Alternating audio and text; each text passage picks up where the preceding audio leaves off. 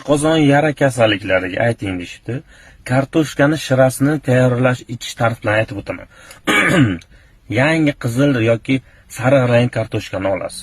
Yuvib, tozalab, qobig'i bilan maydalangach o'tkaziladi qirg'ichdan. Sharbatini olasiz. Chiqqan sharbatini darhol qilish kerak. 20 daqiqadan keyin vitaminlar yo'qolib ketadi. Qabul qilish tartibida kuniga 3 marta ertalab och qoringa tushlikdan 30 daqiqa oldin, kechqurun yotishdan oldin iste'mol qilinadi. 50 grammdan. Har safar yarim stakani 100 mg ichilishi shart. Davolash muddati 2 hafta bo'ladi.